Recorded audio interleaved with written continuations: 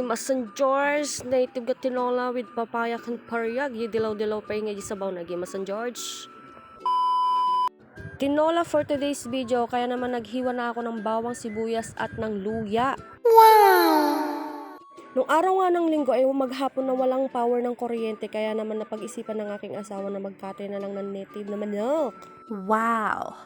Saktong-sakto nga ay wala nga kaming ulam, kaya sabi ko nga magkatay na nga lang siya ng manok para may ulam naman kami. Pagkatapos na nga madutdutan yung manok, ay ako naman ay binalatan ko na nga rin pala yung dalawang perasong papaya na kinuha lang sa likod. Bali kanina kinakatay yung manok ay nagpakuha na nga pala ako kay Luluboy ng dalawang papaya para naman ihalo namin sa tinolang manok. Bali i-prepare na natin lahat ng mga ricados niya para mamaya is minsanan na nga lang yung paglalagay at wala na nga gagawin.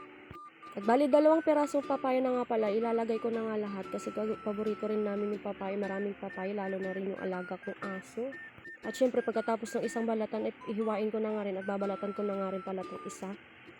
Bali yung dalawang papaya na kinuha namin, wala nga pala siyang buto-buto, kaya naman ganyan na lang. Pagkatapos kong balatan, ayan, hinugasan ko na nga, bali maliliit at manipis lang yung papaya, kaya gagawin lang natin 3 hiwa or 4 na hiwa lang yan. Yung saktong size lang nung kakainin, para naman kasi pag maliliit ang hiwa ay mabilis maluto at pangit naman pagka sobrang luto yung papaya. Pagkatapos ko nga hugasan na yan, sinisimulan ko na nga rin pala siyang hiwain. Habang kanina nagpe-prepare ako ng mga ricados na luluto namin ng igado, tinola, ay nagsaing na nga rin pala ako, nagpakulo na rin pala ako ng tubig. Nung natapos na nga kumulo yung tubig, ay yan, sinimulan na nga rin pala ng aking asawa na mag-igisa yung manok na tinadtad niya kanina. Bali, isasangkot siya lang niya yung saglit, tsaka na niya nalalagyan ng tubig. Bali, inuna pala niya nilagay yung bawang, sibuyas at ng luya, tsaka nilagay niya yung manok. Mga 1 minuto lang niya igigisa yan, tsaka naman niya ilalagay yung tubig. At ayan na nga, pinaturbo na namin yung lutoan para naman mabilis-bilis na maluto. Bali, alas 10 na nga ito na nang nagluluto kami at malamit-lapit na nga yung pananghalian, kaya tamang higa-higa at duyan-duyan lang ang Disney Princess. Charas! Tinatanong ko nga dyan kung pwede na nga lagyan ng tubig, kaya naman sinabi ko sa kanya ilagyan na nga ng patis habang ginigisa para naman manuot at magkalasa yung manok.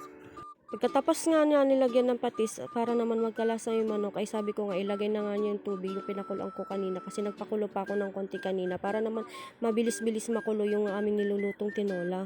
At ayan na nga, nilagay na nga yung tubig at ay minekos-mekos na nga yan at papakuluan na lang ng 100 years para naman lumambot-lambot at mas malasa at mas masarap. At mayat saglit na nga, tinignan na nga niya kung kumulo-kulo na at ganda na nga yung kulo niya. At nilagay na nga rin pala niya yung dugo na may bigas para naman maluto yung bigas na kahalo sa dugo. Napakasarap nga yung dugo na yan na may halong kanin at napaka-kulnot. Hindi ko alam ang Tagalog ng kulnot.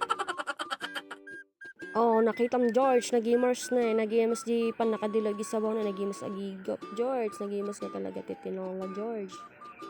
Aglalo ng native. O, pak, ganun. At nga pala di paborito ako ng pizza. Ribs di manok. Ayan nga pala yung halo namin yung papaya na binalatan ko kanina at may natira kasing ampalaya. Bunga ng ampalaya nung nagluto ko ng munggo, kaya naman ihalo na namin. Dahil sa sobrang kulbot, tangkan pala ng manok at matanda na pala, kaya naman humiram na ako ng pressure cooker para ilipat na namin. Mukhang aabutin pa kami ng 365 days pagpapalambot ng manok. Nagtatawanan na nga lang kami dito dahil alas 2 na hindi pa nga lumalambot yung manok. Kaya sabi namin ay ilipat na nga lang namin dito sa freezer cooker.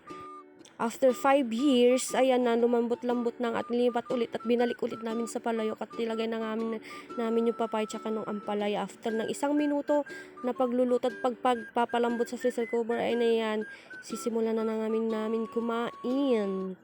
Dahil sobrang gutom ng mga person, ay yan, kainan na. Salamat po sa pagkain. Let's go eat na po tayo. At syempre, kunin na natin yung parte natin na manok. Ayan na yung paborito ko. Tapos lalagyan natin ng sili. O, diba? Perfect. Kumukulo-kulo pa. Katin niya pa yung arami din tayo, George. Mangan tayo kain na tayo.